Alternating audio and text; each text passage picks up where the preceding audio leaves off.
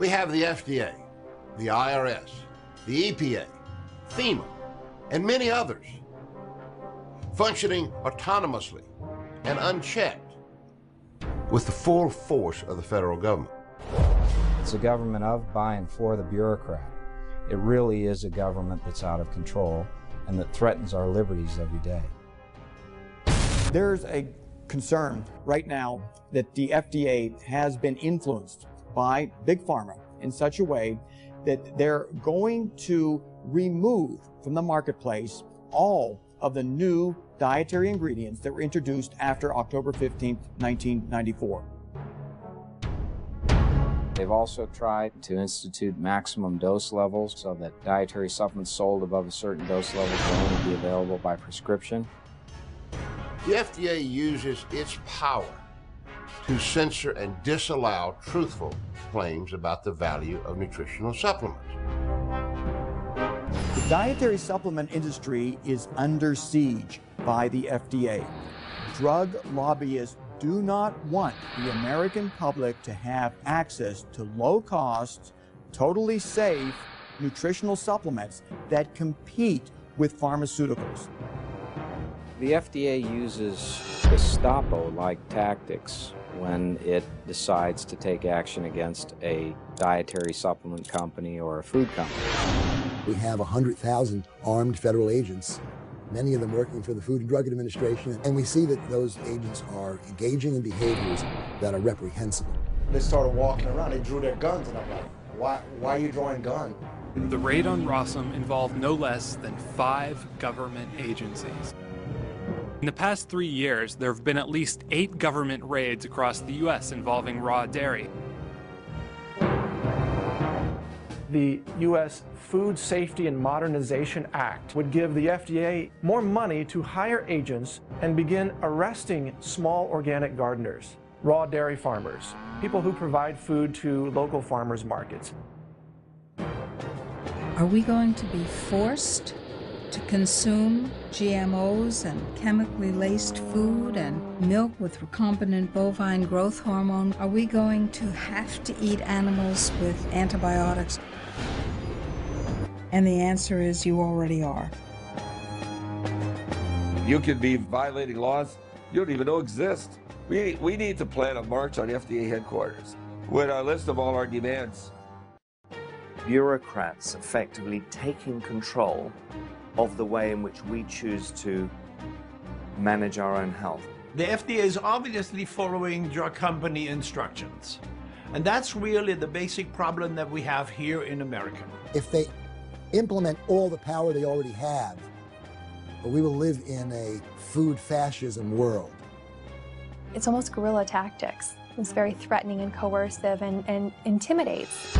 The process is broken and in bad need of repair, and the American public is at risk. The FDA is truly a rogue agency being run by rogues from industry, government, academia. The drugs that are approved in this country are not always approved based on scientific data. They're approved based on who has the right political connection. It's obvious that the Food and Drug Administration should be subjected to a real house cleaning by outraged families who've lost their loved one.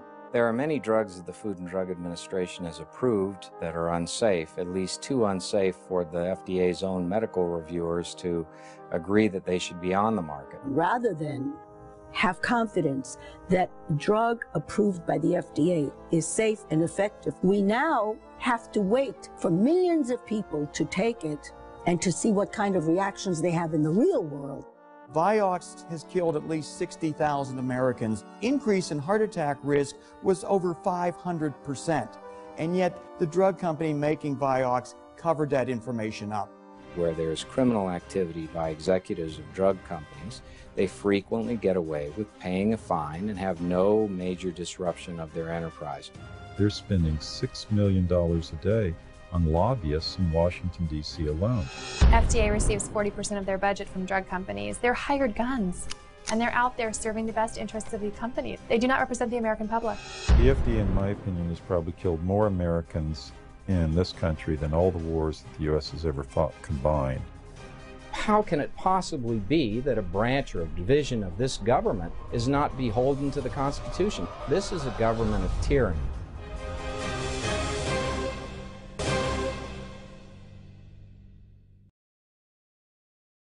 In the relationship between government-approved standardized medicine and all the other healing arts, we can see a pattern that goes back all the way. In, I think, about 1540, Parliament passed a law, the first Medical Licensing Act. It said nobody may practice medicine within the City of London unless they are first examined and approved by the College of Physicians and Surgeons under the Bishop of London.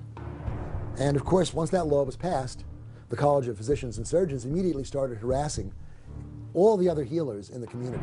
Within a couple of years, Parliament had such an outcry raised that a new law was passed, what is now called the Herbalists' Charter. It was 1546. It was in the 35th year of the reign of Henry VIII. And that charter, which was intended and stated it was a charter for all times, and it applied not just to the realm of England, but to the king's other colonies. And hence, of course, that means to the American colonies. And those American colonies, when they became free and independent states, adopted the common law of England as our common law. All the common law of that time is part of our common law unless the legislature explicitly changes it. And so the Herbalist Charter, which reviews the history of the relationship between the physicians and the wise women and the herbalists and the others of its time that we would call alternative practitioners, or as I like to say, advanced healthcare practitioners. Healers understand the charter and understand that it's part of a very long tradition of healing within the community. And that tradition is one which we applaud and which we are humbled by. About 100 years ago, things were really beginning to change in the United States. We were changing from an agrarian economy to an industrial economy. Titans of industry really wanted to be able to control the world financial system as a whole. When the Rockefellers took over the allopathic medicine, there were many types of medical education in the United States. There were homeopathic doctors and there were naturopathic doctors who were using natural medicines to heal, and they were having very good outcomes. Once the Rockefellers took over the system, they closed down those other schools and they only promoted the sale of their drugs, they promoted surgery, and they promoted radiation. The Rockefellers were also in charge of the oil industry and the chemical industry, and they also made an alliance with a huge German concern called IG Farben, which was a big chemical industry in Germany. The Food and Drug Administration was started in the 1930s, and it was sold to the people of the United States as an agency that was going to protect its food and drug supply. And of course, in the early part of the century, people wrote about some of the terrible things that were happening with the meatpacking industry and in the food industry in general. Patented drugs were being advertised all over. And then there were, nostrums were considered secret formulas. And there usually were proprietary formulas. So they got all these addictive drugs in there. And they weren't even listing them on the label. So people were thinking heroin and cocaine, morphine and other types of opiates. And they weren't being told that they're even on the label. So they forced a labeling. There was a lot of mischief going on in the food industry, and the FDA was set up to correct that problem. They evolved into regulating drugs, medical devices, and at this point they regulate just about anything that goes into the human body. In the 1930s, 1938, the FDA became a monster. And from that point forward, it has grown by leaps and bounds until the 60s, when it acquired jurisdiction over both safety and efficacy of drugs. Then in 1938, they passed a law under Franklin Roosevelt defining a new drug, safe and effective for prevention, treatment, mitigation of disease, whatever. The FDA basically appointed itself as the experts. Senator Estes Kefauver sponsored an amendment that was passed, expanding the authority of the FDA to go beyond the safety of new drugs to the effectiveness of new drugs. And that was signed into law on October 10, 1962 by John Kennedy. At that point, the FDA was largely captive of industry. The FDA does no clinical testing of drugs itself. It relies entirely on submissions made to it by the drug companies. This would appear to the average person to be a gross conflict of interest, and in fact it is. There's a concern right now that the FDA has been influenced by Big Pharma in such a way that they're going to remove from the marketplace all of the new dietary ingredients that were introduced after October 15th, 1994. And regrettably, those are some of the most effective supplements that Americans are now taking. We're talking about resveratrol. We're talking about the ubiquinol form of coenzyme Q10. There have been substantial improvements made in the quality of dietary supplements. Drug companies are seeing this. They're seeing their profit margins threatened because people can go and use a dietary supplement in lieu of a prescription drug and perhaps get a better benefit with no risk of side effects. Recently, the FDA promulgated a thing called the New Dietary Ingredient Guidance. In the first decade of application of the New Dietary Ingredient Guidance, FDA took a rather conservative view of what a new dietary ingredient was. They would say, oh, well, if it was in the food supply and you can show that it's in the food supply, we will allow you to sell it and not prohibit you from selling it, and not require you to make a scientific submission. Well, increasingly in the 90s, the FDA took a more restrictive approach, increasingly requiring the submission of new dietary ingredient petitions before it would allow a substance in the market, and expanding its definition of a new dietary ingredient, keeping more things out of the market as a consequence. The purported purpose for the guidance is to help create more safety for consumers out there that are consuming dietary supplements. The interesting thing to note is that there have been 0 deaths from dietary supplements as long as the CDC has been keeping track. Supplements are very safe. They're based on food. Congress recognized the safety of supplements when they grandfathered all the supplements to date. In 1994, when they passed the Dietary Supplement Health and Education Act legislation that governs the regulation of supplements. Now, Congress did at that time say any new supplements that were to come into the marketplace would be required to notify FDA so that FDA could keep track of what was happening going forward. Well, 90% of the dietary supplement companies that now exist did not exist in 1994. And those that did exist, hardly any have records from 1994. Well, what the government is saying is, catch-22. Your product is grandfathered, but only if you can prove it. And it being on our published list isn't proof anymore. That's the sort of manipulation that we see coming out of the FDA. If the individuals working for the FDA were taking their job seriously, they would not do that. The FDA has issued a guidance that not only requires notification, it goes above and beyond by requiring basically a pre-approval system and puts in place something akin to a food additive program that requires such enormous barriers to entry, so to speak, that it will eventually, according to our analysis by law and economics professor Joanna Shepard-Bailey at Emory, it will result in a loss of almost 30,000 supplements to the American public. It would cost somewhere between $150,000 to $1.2 or $3 million per NDI submission. They've also said that an approval of an NDI, new dietary ingredient, for one company would not be transferable to any other company, even if it made the same product. As a consequence, they require every company that sells the very same product to submit a new dietary ingredient petition. So there are going to be literally blizzards, truckloads, train carloads of paper that manufacturers are going to be forced to file. They can't do it electronically with FDA. Oh, and by the way, just because they file it, do they get to use it? No.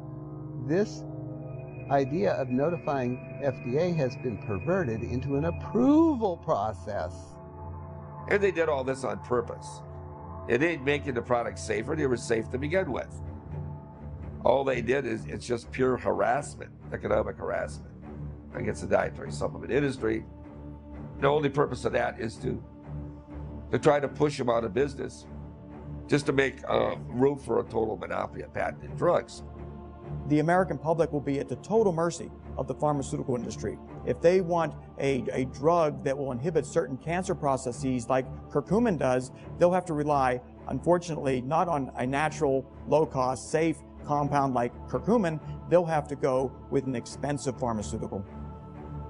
Ingredients that we've used to manage our health, from foods to functional foods to concentrated nutrients that are sold in dietary supplements, or as we call them in Europe, food supplements, are now being given this requirement to prove safety before they can be used. And what is so interesting is that this is right at the heart of the NDI draft guidance itself, that the FDA is now trying to push through.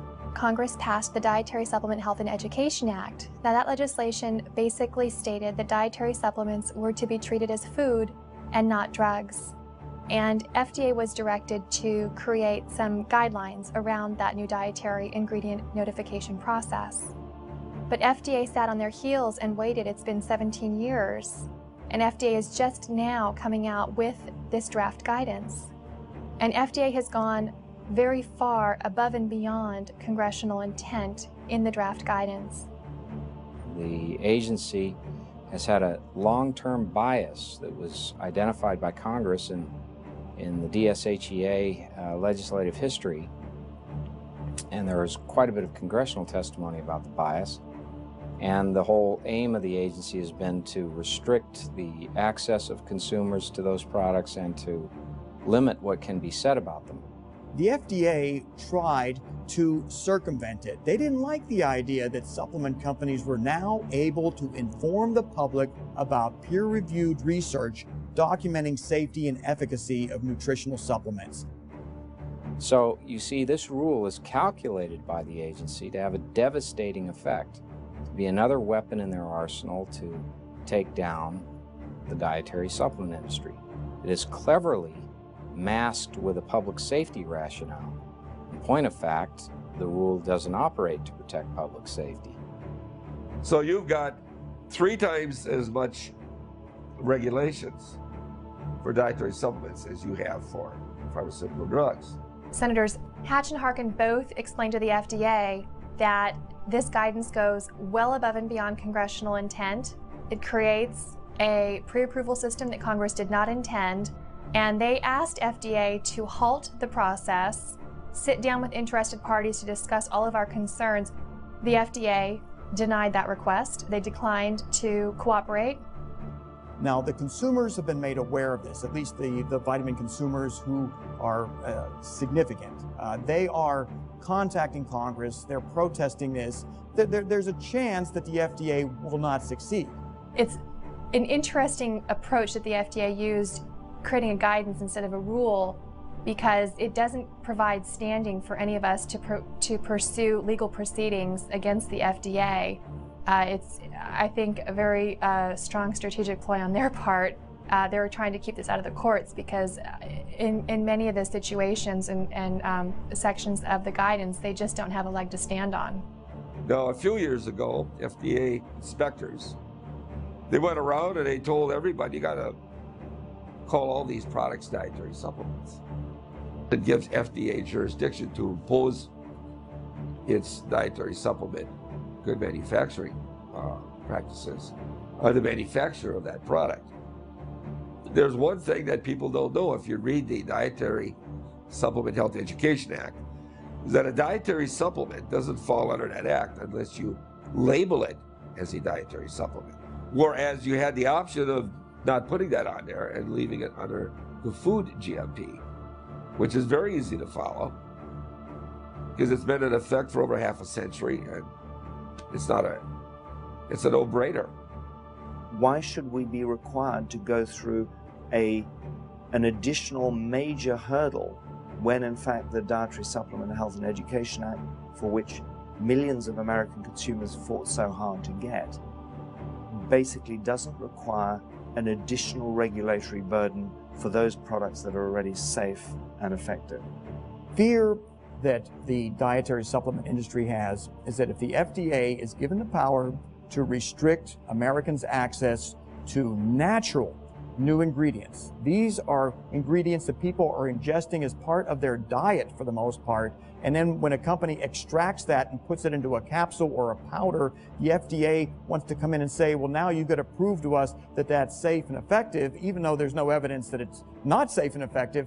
The fear is that the FDA will try to do an end run around all the legal and political victories that have been won over the last 20 years and be able to restrict Americans from having free access to dietary supplements, to nutritional powders, to natural approaches to preventing and treating disease that compete against pharmaceutical interests. The Food Safety Modernization Act makes the situation at the FDA even worse than it has been up until now. The FDA does not have the capacity to figure out how products that are not clearly unsafe or clearly safe should be regulated. The FDA Modernization Act of 2007 gave the FDA unprecedented power over food. It gave it power to ban the interstate commerce in any food which had ever been studied for medical use. We fought very hard in 2007 to make sure that there was an exemption in that law for dietary supplements. Now, we did that because we understand that agency abuses power. And this act would give the FDA even more power, more money to hire agents to canvass the countryside across the USA and begin arresting small organic gardeners and begin intimidating raw dairy farmers and intimidating even people growing food in their own yards, in their own gardens, people who provide food to local farmers markets. All of these people are about to be assaulted by a new regulatory wave of intimidation and oppression that is really targeted against those who produce real food in America. The idea that we would treat something that's essential as if it were harmful and require that it have all the kinds of double-blind, placebo-controlled studies that underlie drug testing is designed to undermine the health of the public, to remove choice from the individual consumer, and to take responsibility away from us for taking care of our own health.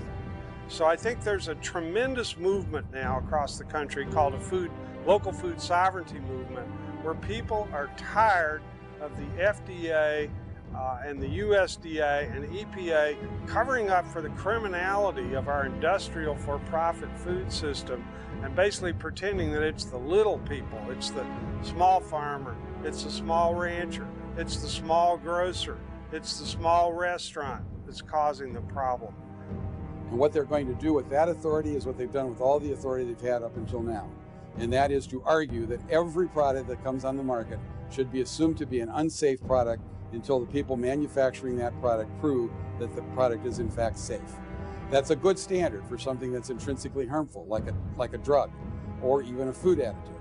It is not a good standard for products such as herbs and nutrients, which are intrinsically benign and which are products that have been used for thousands of years and are essential for our health.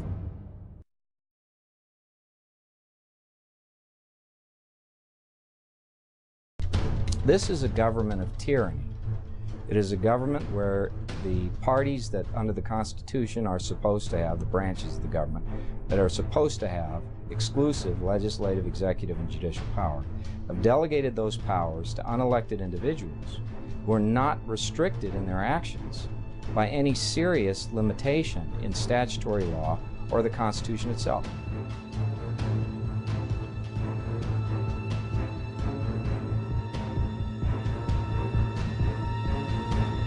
The FDA uses what could reasonably be described as Gestapo-like tactics when it decides to take action against a dietary supplement company or a food company. The agency can come in and take everything that I own of any value, can do it without any advance notice to me, with weapons out of their holsters, barge into the business, put everyone up against the wall or kick them out of the business, seize assets, so they freeze your bank account, seize all the products, seize all of the material inside the offices, frequently taking everything, including computers, all paper, all files, even before a trial on the merits, even before I've been convicted of any crime, all based on innuendo, allegation, and they can utterly destroy my business, they can ruin my client relationships, and they can make it impossible for me to afford my defense against charges that may be civil and criminal and could result in an incarceration for as long as a life term. In 1993, they raided Jonathan Wright's clinic, the pioneering doctor who's made so many of the breakthroughs that we know now to be safe and effective available to the American public. He was so successful in his medical practice that the FDA had to take action because he was getting results that they weren't seeing with FDA-approved pharmaceuticals. He was selling injectable vitamins. He had a number of different compounds that simply weren't in the FDA's approval directory, and they shut him down for a period of time. But there was somewhat of a problem there. His patients were getting benefits, and it resulted in a citizens' uprising, and the result was the passage in 1994 of the Dietary Supplement Health and Education Act.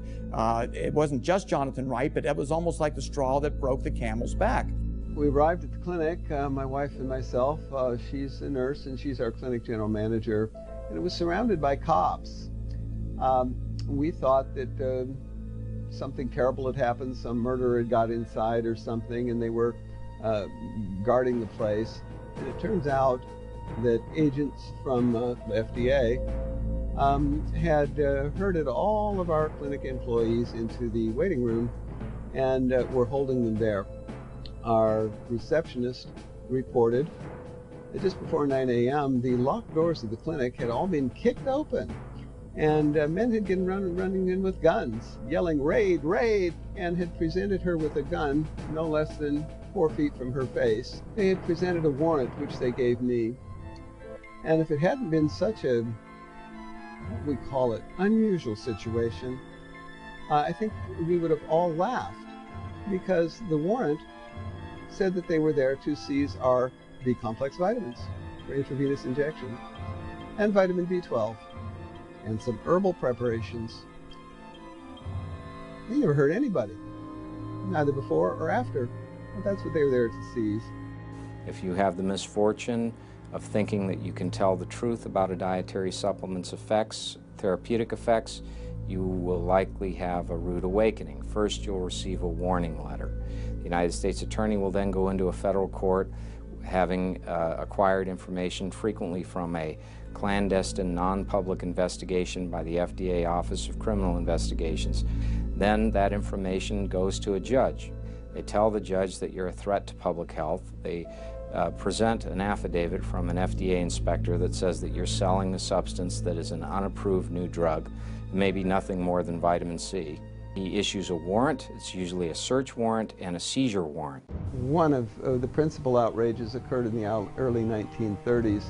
Now, it turns out that if one looks up the archives of the Los Angeles Times, one will find that there's a celebratory dinner held in Los Angeles for a non-doctor by the name of Royal Rife. And this celebratory dinner was attended by faculty members from the University of Southern California, all of whom had signed affidavits to the effect that cancer patients they had sent to Royal Rife, treated by Royal Rife with energies, had all been cured. All right, what happened? Why is cancer such a problem now if Royal Rife could cure it? A lawsuit was instituted against Mr. Rife. The lawsuit dragged on. Oh, and his place that manufactured his equipment mysteriously burned down. In 2008,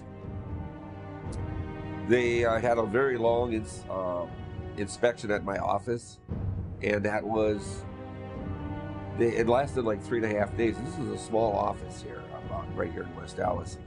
And I made a few products there, some herbal extracts. I made a colon formula called Perfect Colon Formula, another product called LeBeau's Cold and Flu Formula. I provided information in there on the benefits of the various ingredients in the formula. So I did, like I have been doing since 1994, I did research at the National Library of Medicine to see what the health benefits were. The U.S. Attorney then said, well, if you, small fine, no jail time, $100 maybe, And I said, I'll think about it. And then I decided to close the business down because I decided there's no point staying in business if you can't tell people how products prevent disease. You see, the FDA shuts down all speech prior restriction regarding nutritional supplements, unless the FDA gives permission for such speech. It's incredible. This blanket restriction of speech is clearly a violation of the First Amendment guaranteeing free speech. Let's talk about the cherry growers. A group of cherry growers had a website, and on that website there was a link. It was to Harvard's website and their research on the benefits of cherries in terms of treating gout, I believe. So FDA looked at that website. There were no health claims on that website, but it linked to another website that discussed scientific peer-reviewed research, and FDA determined that that was sufficient to be making an illegal health claim. FDA went after the cherry growers, literally with guns blazing, knocked down their doors, forced them to sign a consent decree, and agreed never to share any information about the benefits of cherries, again, at the risk of all sorts of legal proceedings and essentially the loss of their company. When it wants to censor someone from speaking out about cancer, or when it wants to exterminate a company that is providing nutritional supplements to the marketplace, the FDA will stop at nothing. It will violate laws, it will violate civil rights, it will violate due process, it will commit international crimes. I didn't realize until it was carefully explained that the FDA was a criminal. Let me say that again. The FDA was a criminal organization. The FDA routinely violates the Administrative Procedure Act. Now, this is a law. It was meant to protect citizens from businesses from arbitrary and capricious regulatory activity. It states clearly that businesses that are regulated by the federal government must have a clear understanding of the regulations. And more importantly, the regulations cannot be arbitrary and capricious. The FDA asserts that it would approve all claims presented to them that met the FDA's, quote, standard of scientific agreement. Yet nowhere in any FDA writings whatsoever was significant scientific agreement ever defined. Does that mean 10 studies in the American scientific literature? 15 studies in the worldwide literature? If the FDA cannot or will not define significant scientific agreement, then all of the regulatory actions are arbitrary and capricious, and that is against the law.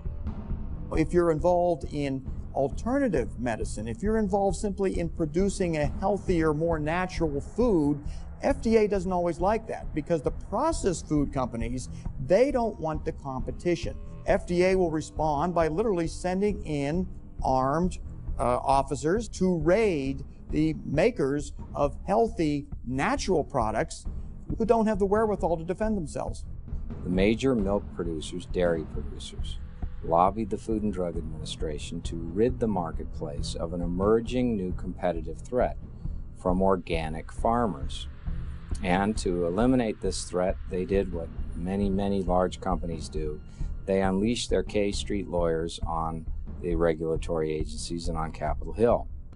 And the upshot of that was the adoption by the Food and Drug Administration of a rule that categorically prohibits the interstate transportation and sale of raw milk.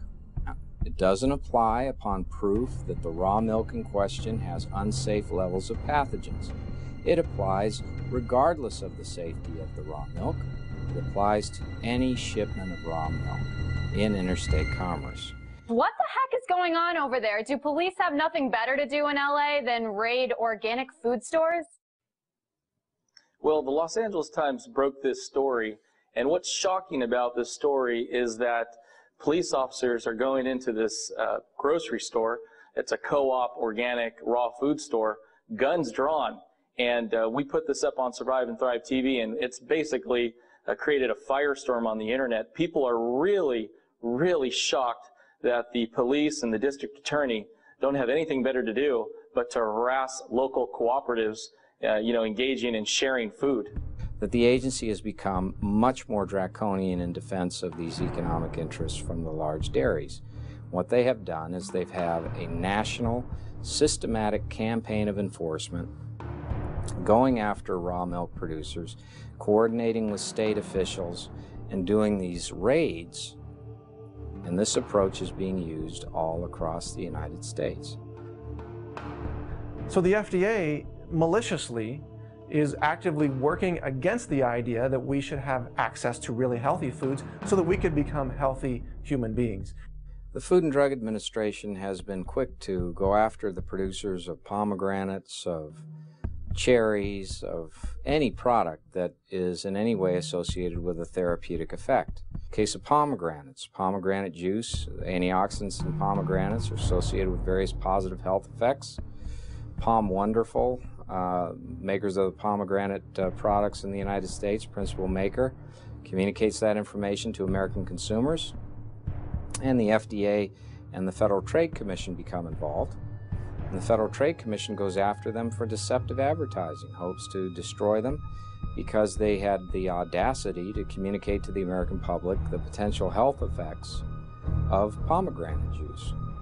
The same is true of many different kinds of foods. They've gotten a $2.5 million fine against oregano for making statements about how it could be useful in your health. Made arguments against prunes and against cranberries. All of these things that people in their common sense could use to their benefit, the FDA is putting barriers up in front of. The walnut growers are not permitted to tell you about the benefits of walnuts.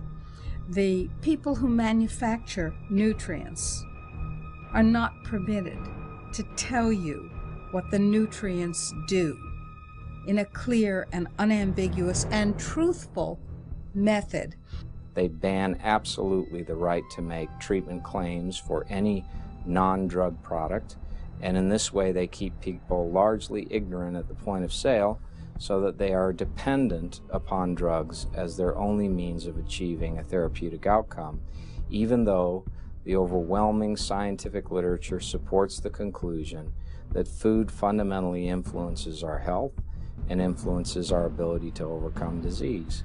If you tell the public that your food has these kind of health benefits, that food then transforms into a drug. And since the FDA has not approved that food as a drug for that indication, it's an unapproved drug.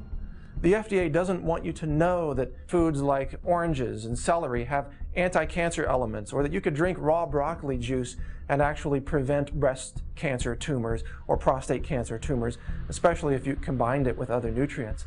But the truth is, health is available in abundant, intensive form, and diseases go away when the body gets what it needs at every level. And one of the ways that it needs to cure itself is intensive nutrition.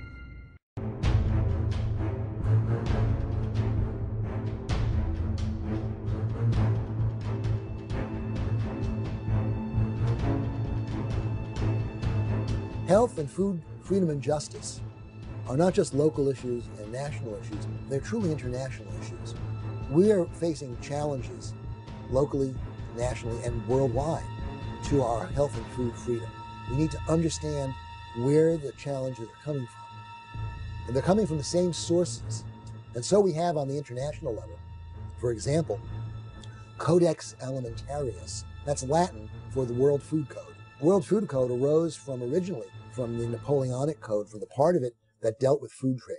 Codex Alimentarius was created in the early 1960s by the United Nations. The stimulus was generated by a man named Fritz Termeer. Fritz Termeer had been the head of IG Farben.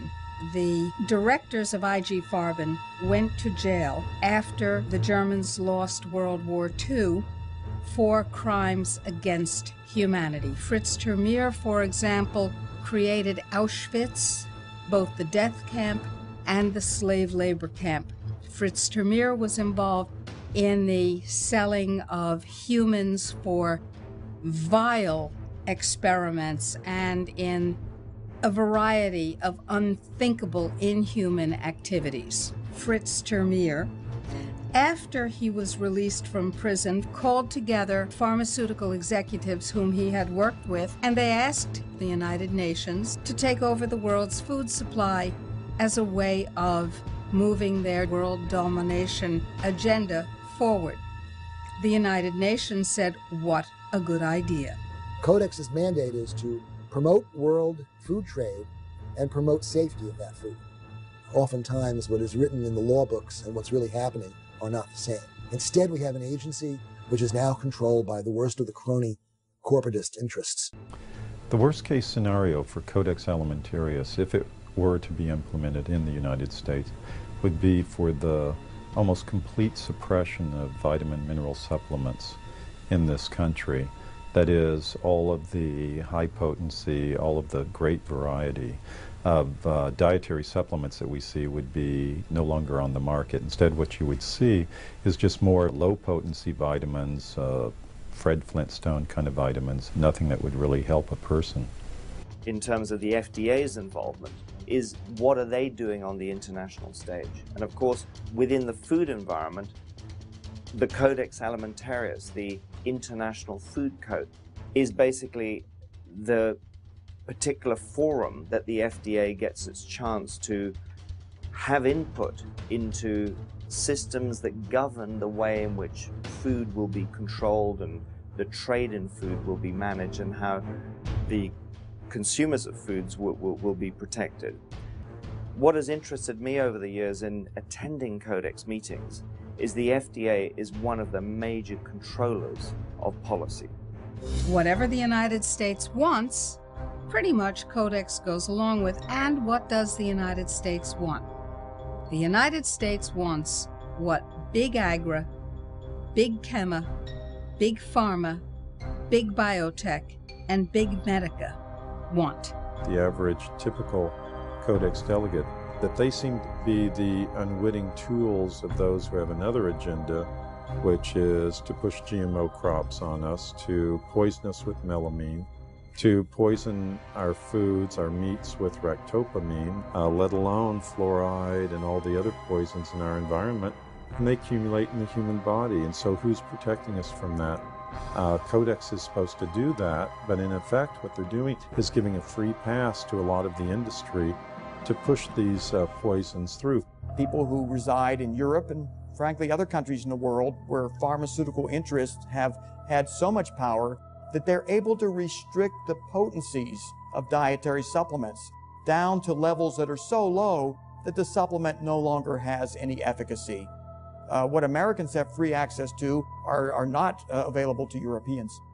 There is no doubt that the move by Codex to put maximum permissible upper limits on nutrients that can be traded internationally and that are permitted in food is a genocidal maneuver. Those levels are below the levels necessary to prevent the chronic deficiency diseases of a variety of nutrients that all of us need. If the United States were to sign on to Codex, once they've gotten to the end of their process in terms of determining values of supplements that are going to remain available, that impacts the RDAs and the levels. So for example, you may only get enough beta carotene that you would get in half a carrot, as opposed to the much larger amounts that we all need to stay healthy. I take 10,000 international units of vitamin D3. The level permitted by Codex is 10. That's a 1,000-fold difference. If I believe that my body requires 10,000 international units of vitamin D3, as suggested strongly by numerous research studies, why should I not be permitted to have that information. Codex says that that information has to be kept from me. Why should I not be permitted to have access to it on the shelves? Harmonization, and I capitalize the first four letters, H-A-R-M, harmonization of national standards with Codex standards and guidelines would make anything over 10 international units of vitamin D3 per day unacceptable and unavailable, indeed illegal.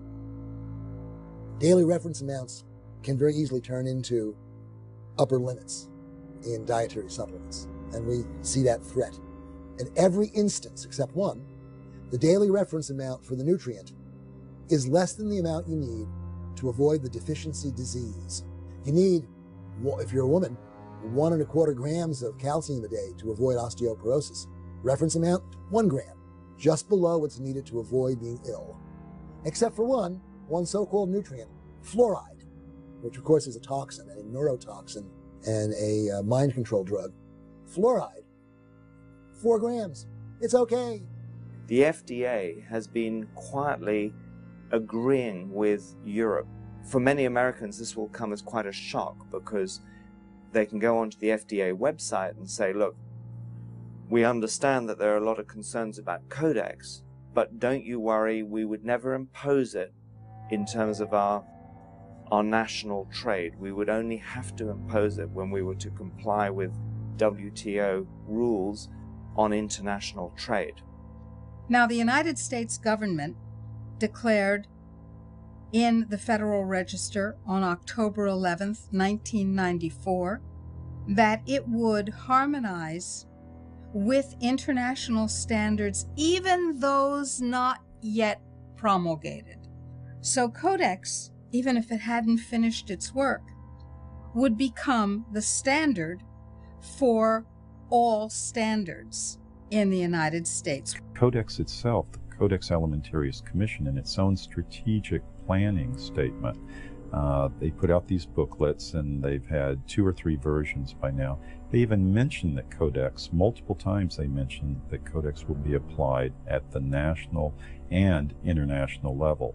And then you combine this with what the FDA itself has said, where in its own federal regulation, it is indicated some years ago that it intends to harmonize American law to that of Codex, that of international law. And we believe that if the US had technical and ideological problems with what the Europeans were doing, they would have been opposing it.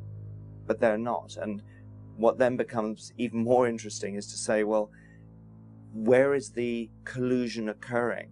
In the same way that government agencies have been captured by special interest groups because they have the most to gain from it, Codex Alimentarius, at least certain elements of it, have been captured by pharmaceutical interests. And what they've done and how they started is quite a tale, because what they've done is they realized early on, especially once the WTO came into effect in 1994, they realized that there were enforcement powers processes. That is, that once the Codex guidelines and standards were established, by capturing and directing and controlling the efforts of Codex, then they could have their agenda put in force, and their agenda being the suppression of natural alternatives that would compete with them. Because what do when they're faced with competition? They either beat it in the marketplace, or they do what the time-honored tradition is: you run to the government and you get laws and monopolistic rules and regulations passed that will enable them to put their competition out of business. So what's the best way here? Grab the global agency. And the global agency in this case is Codex Alimentarius Commission. From a Codex point of view, you've got to understand that the FDA is not being an ally to the American people. It's not speaking a language that is in any way in support of the dietary supplement industry or the practice of natural medicine. So we have a situation where we are faced with this irrational power to abuse our lives, and we have a choice. We can stand our ground, we can knuckle under. constant public pushback is needed to make sure that the United States does not harmonize with Codex restrictions. There is what we call the Codex two-step, which Jim Turner, president of Citizens for Health, and myself developed, where we reading the Codex rules very carefully. It's clear how they're enforced. They're not enforced by Codex. No, they're enforced by the World Trade Organization. If you violate Codex rules, you may find yourself at the end of a trade sanction. You have various treaties that the United States is a signatory to, including, but not limited to, the Sanitary Phytosanitary Agreements, the SPS Agreement, Technical Barriers to Trade Agreement, the Central American Free Trade Agreement, the North American Free Trade Agreement. And you look at that and you see that we are increasingly tied in by this interwoven, interlocking web of treaties and executory agreements, handshakes, and the like that we won't be able to avoid even with DSHEA. And primarily as well, there is this overwhelming sense of international harmonization, and there will just be the sheer psychological force and effect of forcing us to conform with the way the rest of the world is headed. That's a problem, and that's something that we face, and that's the response to these people who say nothing's going to happen here.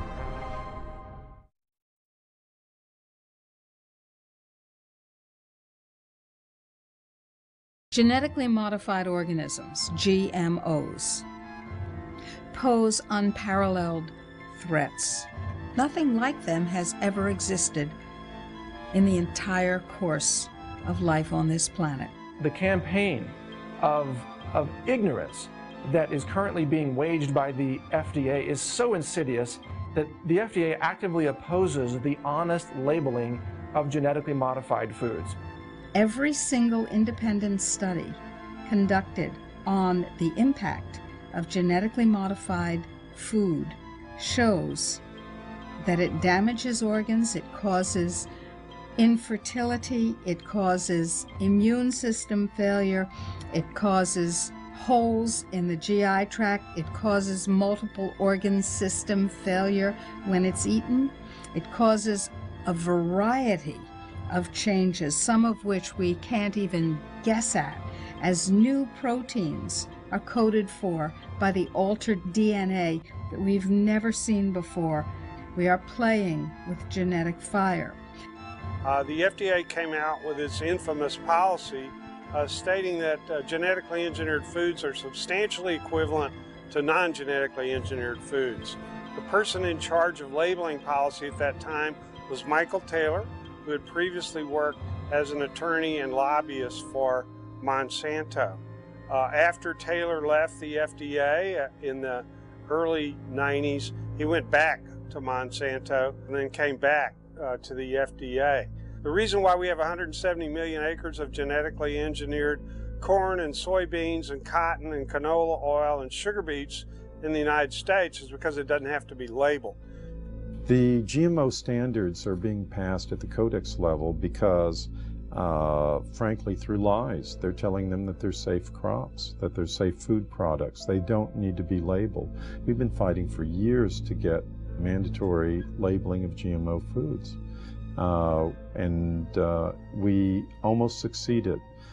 But what happened is, at the last Codex meeting in Geneva, is that the U.S. tried to force this issue and actually called for a vote of this issue, and they lost. They actually lost because they wanted to use it as a bargaining chip for WTO, World Trade Organization, trade dispute to ram GMO foods down the mouths of the European Union, China, and Russia, and they lost. The FDA position at the Codex Commission level have always been that these products, these two products, are substantially equivalent, that is, GMO foods and non-GMO foods. And they argue that they're inherently safe, and as such, they don't need to be labeled. In fact, the FDA has argued at Codex meetings that the average consumer is too ignorant to recognize the difference between a GMO labeled food and a non-GMO labeled food, and they'd make the wrong choice. And that's their stated reason for opposing GMO labeling. For one example of many, In 2001, a small California biotech company called Epicite patented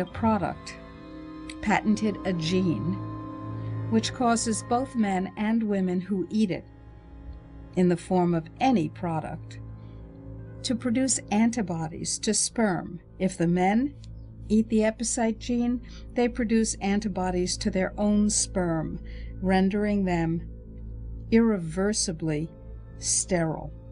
If women eat the Epicite gene, when they have intercourse, their bodies produce antibodies to the sperm that has been deposited, and they become infertile through the destruction of the sperm.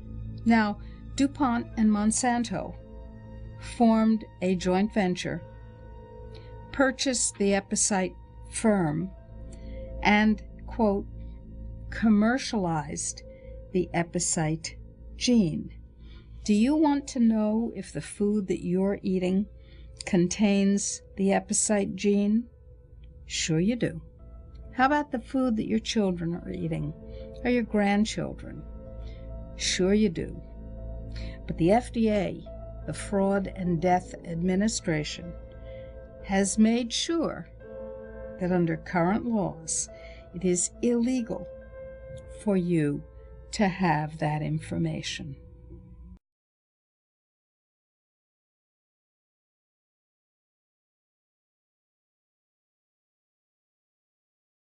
The United States has been transformed from a republic, a limited federal republic that the Constitution defines, into an unlimited bureaucratic oligarchy.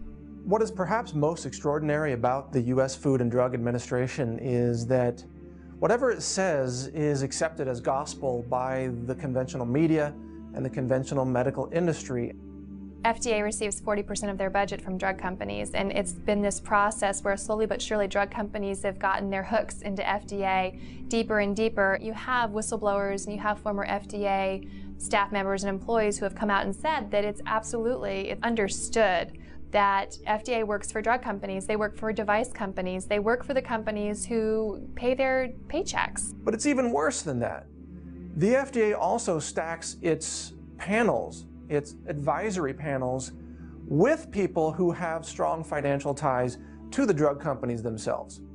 So the FDA might form a panel on whether a certain vaccine should be approved because there's a certain epidemic that's expected to occur, for example. But the FDA won't reveal that the experts on that panel, usually 80% of them, have some kind of financial ties, if not direct ties, actually taking money directly from the drug companies themselves. Some researchers have been shown to be unethical, and there have been studies where documents have been altered where subjects who did not fit the criteria were enrolled in trials. Studies that were put together for the new antipsychotics that were submitted to get these drugs approved. There were 2 doctors down in Georgia. They ended up in prison. They were down there doing these studies, just bogus clients and not reviewing the studies right, just taking all the money, supposed to be running it through a university, but really having a practice on the side and doing it. And the patients that they were enrolling in these studies were not qualified to be in the studies. I mean, just all kinds of things wrong. But yet the FDA approved those antipsychotics with studies from these guys, and they ended up sitting in prison. The FDA didn't do anything and say, well, we can't, we got to pull that approval because, it was fraudulent studies that got it approved. The problem is that almost any of the drugs, the well-known drugs, the popular drugs, the blockbuster drugs, if you will, those will inordinately have been tested in a, one can say, fraudulent way.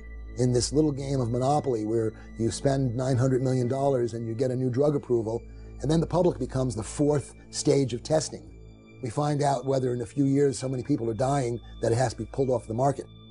I never questioned vaccines. I knew about drugs and that kind of thing, and I knew they would market drugs and they later pull them off the market and all that. My daughter would get her vaccinations. I couldn't believe that they would put children's lives at risk. And Now I feel like I was taken advantage of and that I was naive, and as was Chris, and that her life was taken from a vaccine she didn't need, about which we were falsely informed, and there was no justification, no medical justification for fast-tracking this vaccine, and that consumers were not being informed of the risk benefits. There's more injury and deaths to come unless we become more aware, do something about what's the process. You know, you have the FDA who approves, licenses, and follows a vaccine. They're working in conflict of interest with themselves. It's been 3.5 years since Chris died. She was afraid of being alone in a dangerous situation. And I just think of that in the context of her being alone with this, whatever was happening to her the night she died, and nobody was there. And that hurts, you know, to think of that. And the courageous part of her would want to be a voice that continues, want to help others. She'd want to make sure that her death was not in vain, that it had some purpose, and that was in raising awareness that, you know, studies that show that there's no scientific basis for what they're promoting. Every drug that makes the headlines, eventually, you find that their record is really, you wonder, how did they ever approve it? It's this kind of callous disregard of the public health that has characterized the FDA's treatment of drugs. They have protected well the financial interests of the largest institutions on earth, state-sponsored drug monopolies, and they have acted in ways that harm fundamentally the interests of American consumers and patients. And you know, the FDA is not supposed to approve a drug for any disorder that's not in the DSM. Okay?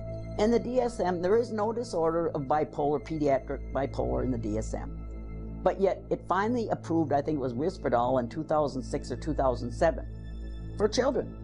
The FDA isn't up to inventing disorders. That's the American Psychiatric Association's main job. But the FDA just came right out and said, no, we're saying it's a disorder. We believe it's there.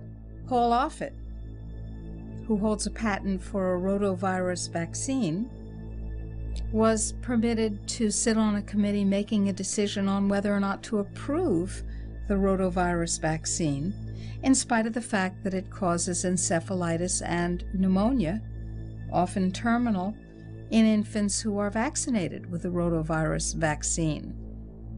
We can look at the revolving door within the FDA. FDA pushes an agenda on behalf of the pharmaceutical industry. Look at their resumes, where have they worked in the past and who are they related to?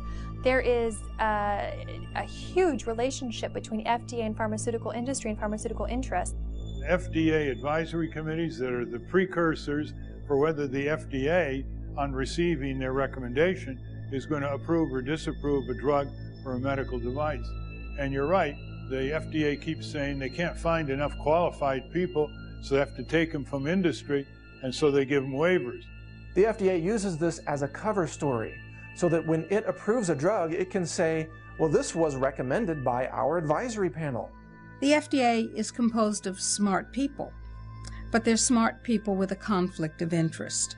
They're smart people who make their decisions based on what will support their financial needs or their academic needs, not what makes scientific sense. The current head of the FDA, Dr. Hamburg, in the year before she became head of FDA, received $2 million in compensation from Henry Schein, the drug company that used to advertise itself as your location for all things vaccination. $2 million in consulting fees. Now she runs the FDA. So here we have Margaret Hamburg, FDA commissioner, being told that RBGH milk will increase risks of breast, colon, and prostate cancers and not doing anything about it. So we're dealing with FDA commissioners, which in this regard and in other regards, which I could document, have shown themselves to be recklessly irresponsible. Well, the Food and Drug Administration is under heavy influence inside and out by the food and drug lobbyists. Consequently, we are still being exposed to bovine growth hormone milk, which most Western countries have banned, like Canada and Norway. And we still have hormones and antibiotics in our meat products, which are at such risk that they're not able to be exported to a lot of countries that ban them. The FDA has removed all liability from vaccine manufacturers and participated in a vast conspiracy against humanity by covering up the damage that vaccines cause, by covering up the damage of GMOs, by covering up the damage that pesticides and herbicides and irradiation and all the other approved techniques and technologies that the FDA so happily endorses will cause. The biggest obstacle that we at the Government Accountability Project face is an internal environment at the FDA, which can be summed up in one word: terror. The employee will be fired and not only removed, but disgraced, possibly worrying about prison time, completely trashed and smeared. Even for the most esteemed scientists, when that type of harassment comes from the highest levels of a government agency that generally is respected, that's an extreme hurdle to overcome in the future. What's hard to understand is the enormous pressure that people that work at FDA are under, and the way that the insidiousness of the system works against the best outcomes for consumers. One person who we've worked with and talked to in great detail has had the experience of saying this drug should not be approved, and having his supervisor say to him, if you look around this room and see all the other people working here, do you realize that if we lose the money from the drug industry, these people will lose their jobs? So if you're here saying that drugs are not able to actually be approved, we're in a situation where we're putting in jeopardy all the jobs of the people you work with. The Union of Concerned Scientists did a survey of scientists at the FDA, and 40% said that they were afraid to warn the public about public health hazards due to fear of retaliation.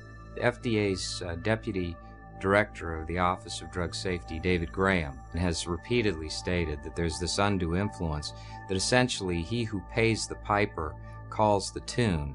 I would argue that the FDA as currently configured is incapable of protecting America against another Vioxx. We are virtually defenseless. It is important that this committee and the American people understand that what happened with Vioxx is really a symptom of something far more dangerous to the safety of the American people. Simply put, FDA and the Center for Drug Evaluation and Research are broken. When I appeared before the Senate Finance Committee and announced to the world that FDA was incapable of protecting America from unsafe drugs or from another Vioxx, FDA is responsible for 140,000 heart attacks, 60,000 dead Americans. That's as many people as were killed in the Vietnam War. Within the Center for Drug Evaluation and Research, about 80% of the resources are geared towards the approval of new drugs, and 20% is for everything else.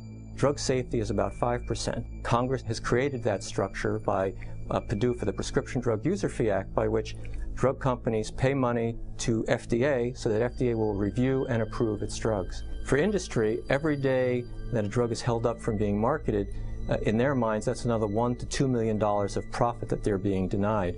And so the incentive is really review the drugs as quickly as possible, approve them as quickly as possible, and don't stand in the way of our making profit.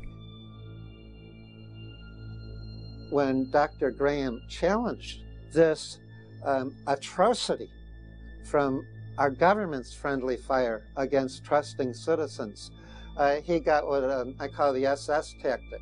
He was stripped of his duties, or there was an attempt to strip him of his duties, which was blocked thanks to support from Senator Charles Grassley. And to have 9 whistleblowers step forward together and sign a letter complaining about these outrageous medical practices was really unprecedented. And FDA's reaction to this whistleblowing was also unprecedented. They didn't listen to them. They didn't make any change. They were being forced and pressured to approve medical devices that could harm patients, and in some cases actually lead to thousands of cancers. The device that the managers demanded be approved was submitted by General Electric, a powerful special interest. I was fired for sending emails from my private account with the sole basis of my removal. I was sending that information to Congress, to Office of Special Counsel. We also sent personally several emails to Commissioner Hamburg. She did not respond. I believe there is too much politics and not enough of science. People are going to be hurt because of negligence that is ongoing. The entire regulatory process is premised on scientists and doctors and other professionals doing an honest look at these devices, the drugs, the vaccines, all of the medical tools that the FDA has to approve. It's predicated on honest and independent medical assessment. And if you corrupt that process through pressure, through overriding legitimate medical concerns, and ultimately by firing doctors and scientists who raise alternative and raise medical issues, the process is broken and in bad need of repair, and the American public is at risk.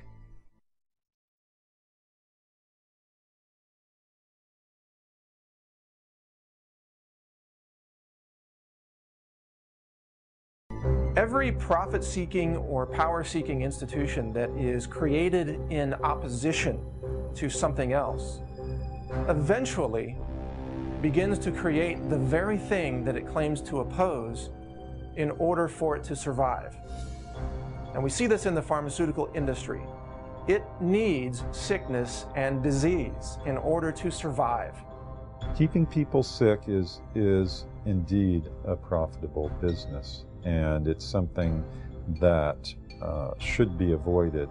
But to my mind, it's not the problem isn't that it's the for-profit part. The problem is that it's a monopolistic control by the pharmaceutical industry through their sidekicks in the government, what I would call a fatal embrace. I think the time is coming when Congress is going to have to hear the voice of practitioners and researchers who are pointing out other ways of dealing with health issues other than by writing yet another prescription. Because the fact of the matter is, most of the conditions we're dealing with today, whether it's diabetes or high blood pressure or cancer, high cholesterol levels, these are things where there isn't a single pill that's going to solve the problem. We put a person on pills not for 2 weeks to knock out a pneumonia. We put them on drugs for life to control their cholesterol or control their blood pressure. And it's a goldmine for the drug industry and a rather poor bargain for the patient. The drug companies are in the business of making money. They're not in the business of healing people. So they look at that drug in terms of a product that's going to bring them profit. And if certain people are harmed, that is just the cost of doing business. I can be an executive of a Fortune 500 drug company, and I can acquire FDA approval for an agent that may kill people.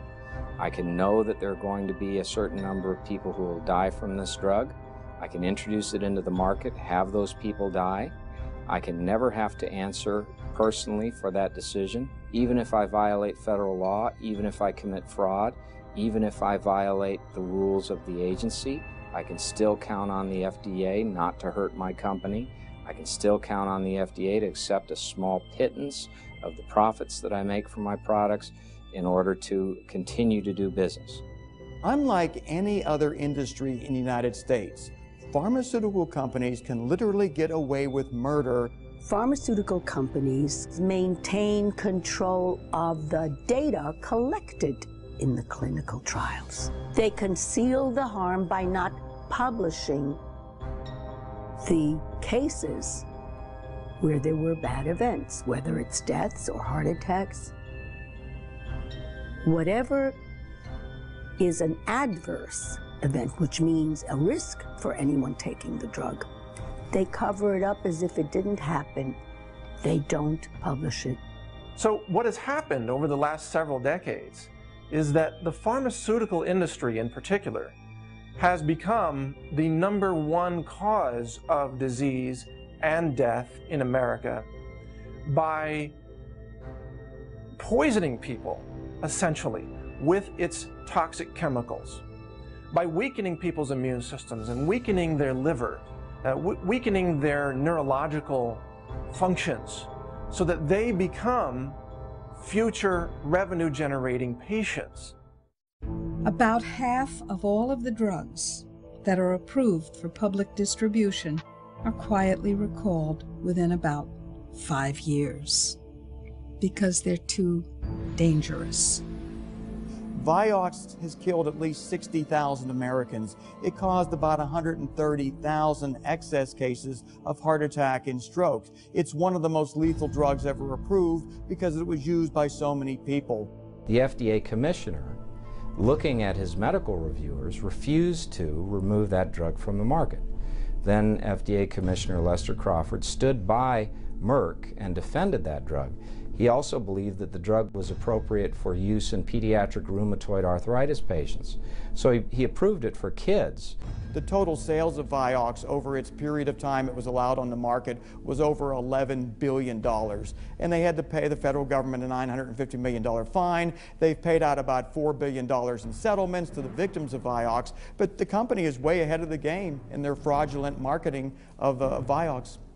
There are many other drugs that can fall into the category of unsafe drugs that have been approved. Bextra, for example, had heart toxicity risks and ultimately was removed from the market because of those risks, but for many, many years, the FDA kept it on the market. The company making Bextra, again, covered up the lethal dangers, and they promoted it for uses that it never should have been used for, such as post-surgical pain relief.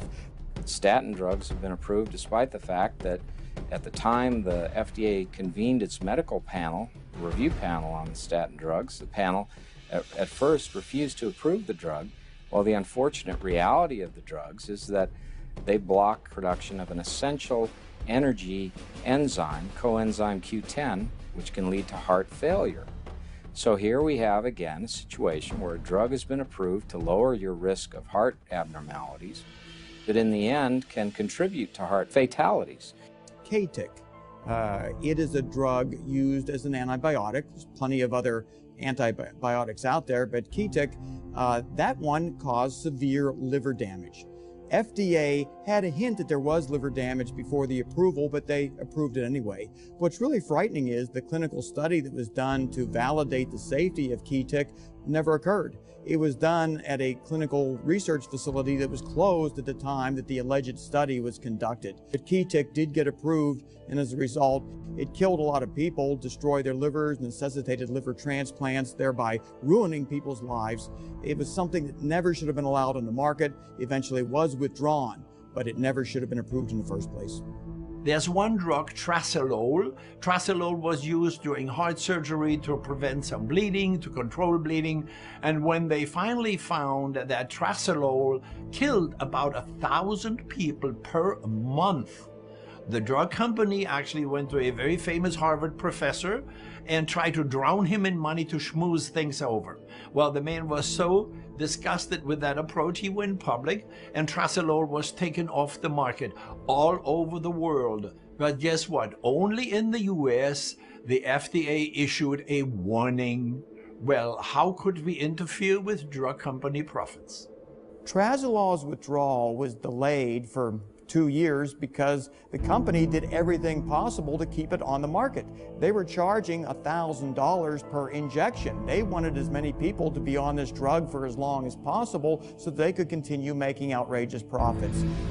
Most of these really terrible drugs are prescribed chronically.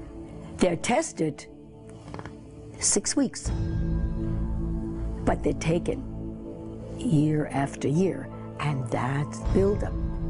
When a drug has toxicity, it builds up. Diabetes doesn't happen overnight, although it is frightening the fast speed at which children become diabetic from antipsychotics.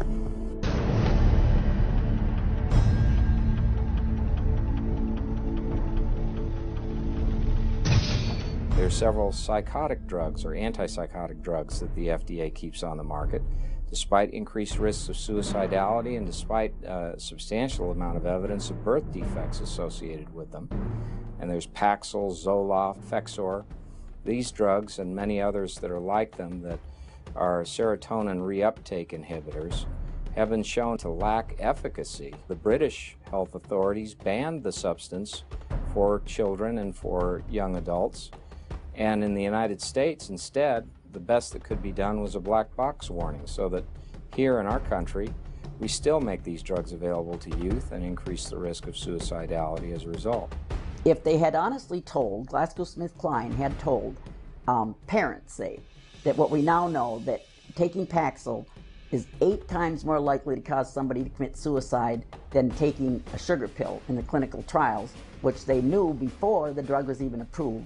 If you were to tell a parent that, they're not about to give their kid that drug. This is 911. Who is this?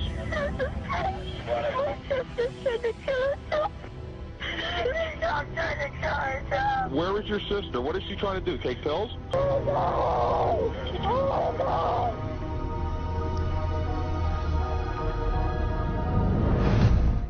Avandia increases the risk of heart attack.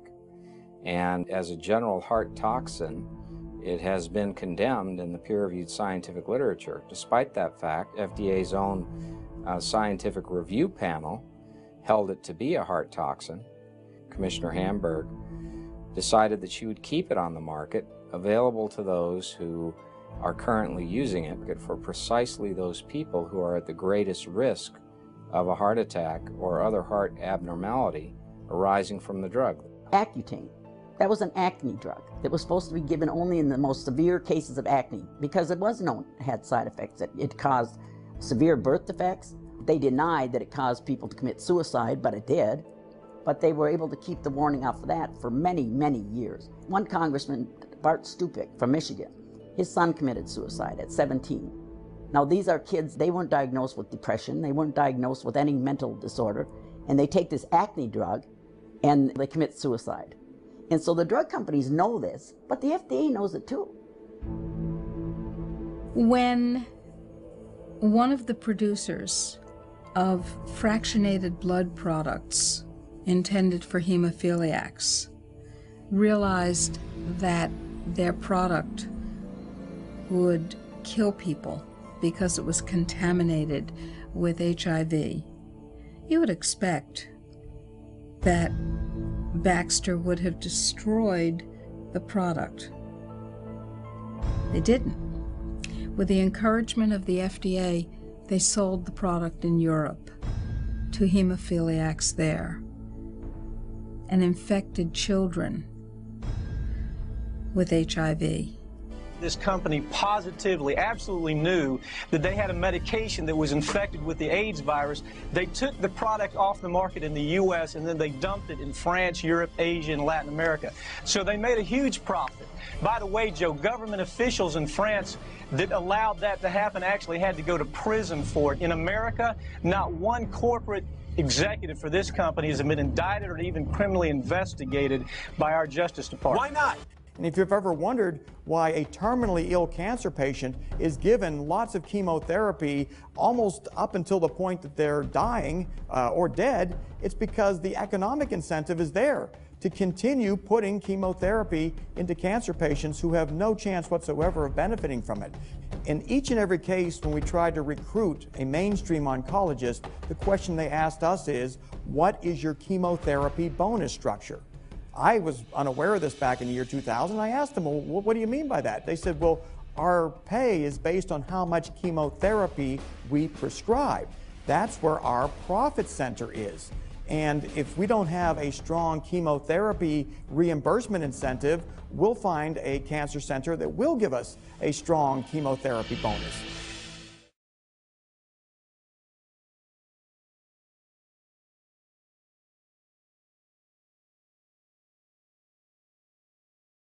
Nine-tenths of all laws made by the United States are not the product of those we elect who work here, but the product of those who inhabit the Independent Regulatory Commission, who are unelected, unaccountable to the courts, the Congress, the American people.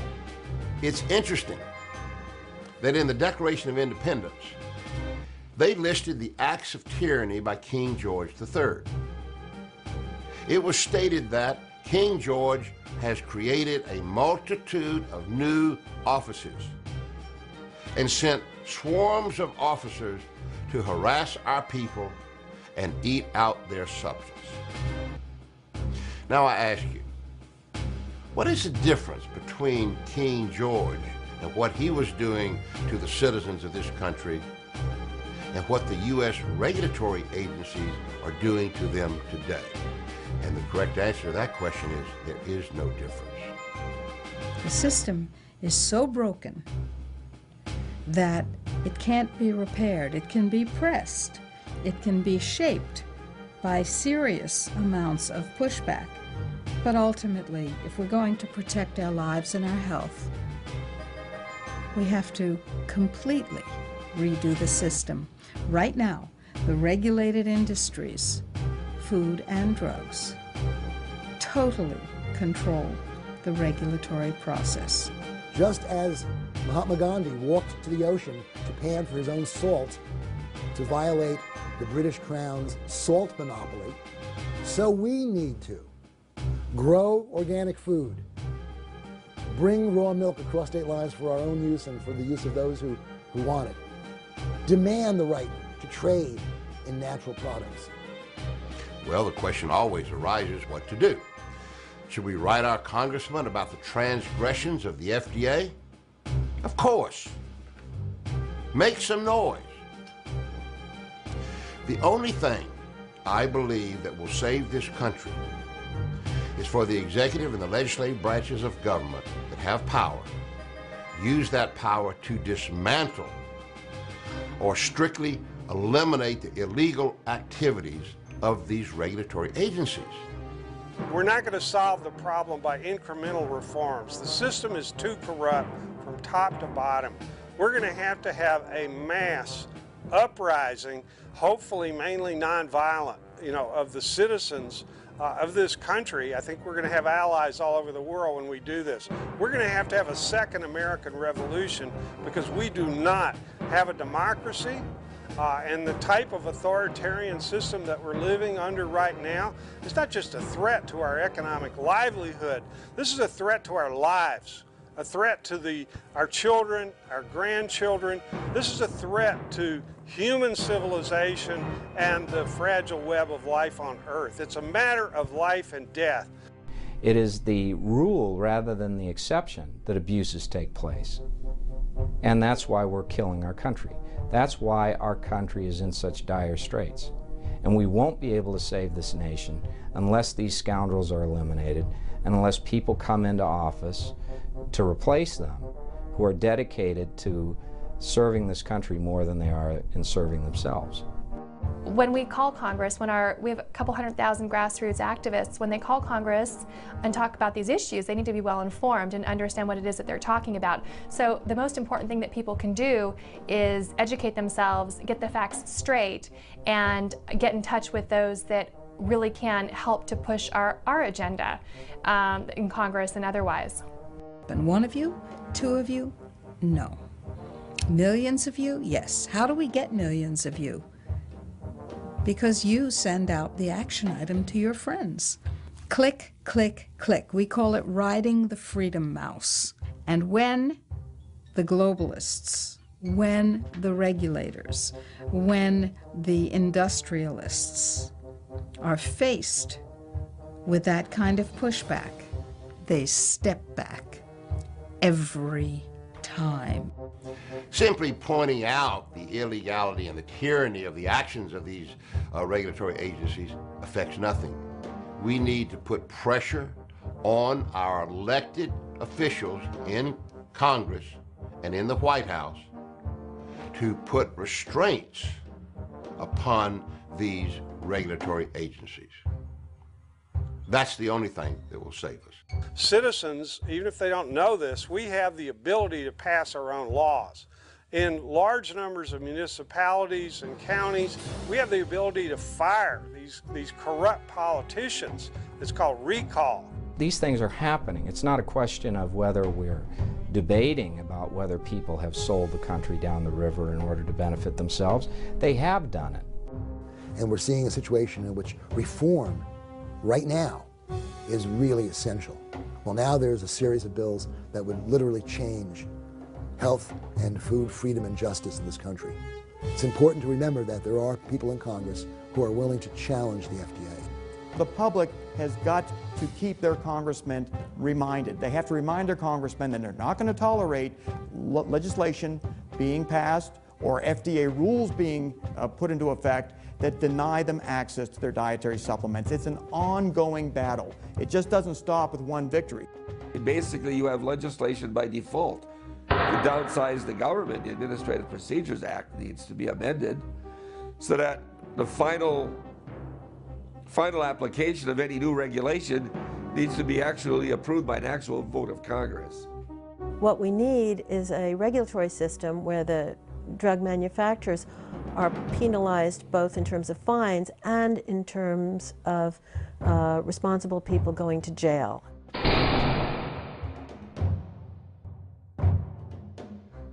We actually take these executives from drug companies to court.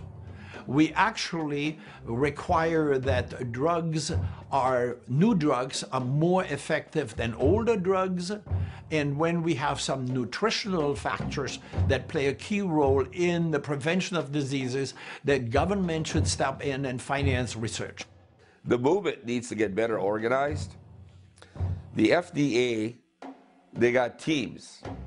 They're organized. They got all this information.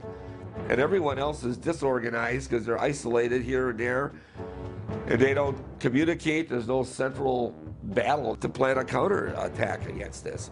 We're going to have a second revolution down the road, but we need to start getting organized and very strategic about it right now. Two sectors of the movement need to come together. One of them is the alternative health sector, the people who see very closely how Big Pharma and the FDA are a serious threat to public health, to our survival. And the others are, it's the movement for alternative food and farming. Once we come together, we have millions of people. We have the capacity to enact our own laws. We have the capacity, if we need to raise millions of dollars in statewide campaigns.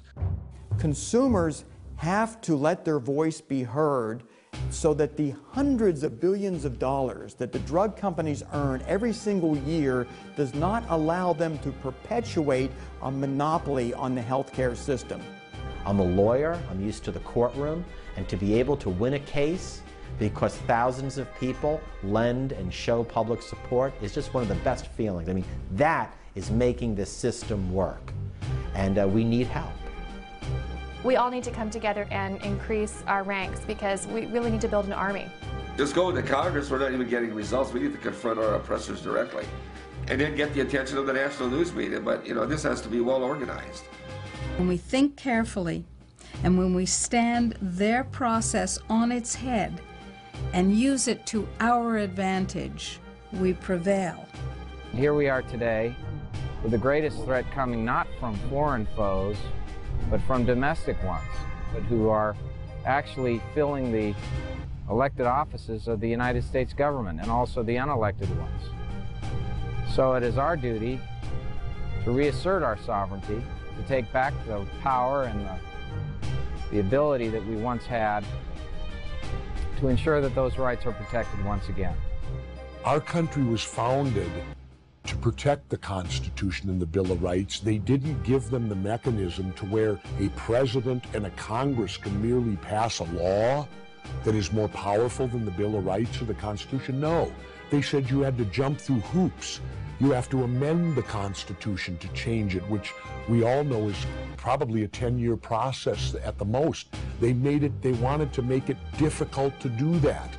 And yet we blindly now are passing laws that render the Constitution and the Bill of Rights worthless documents. And I think that's where the trouble comes in. We're not following the official documents of how our country is to run, and if you don't do that, then what do you stand for?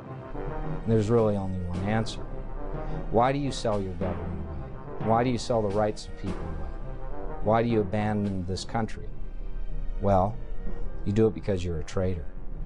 Because you value yourself more than your country. Because you value your own economic future more than you do the welfare of the American people. The only reason that things don't change is because we didn't become activated enough to cause them to change. But it's our planet, it's our health, it's our future, and it's our choice. We are the people. You will not take our rights, you will not take our liberties, and we will not let this stand. You must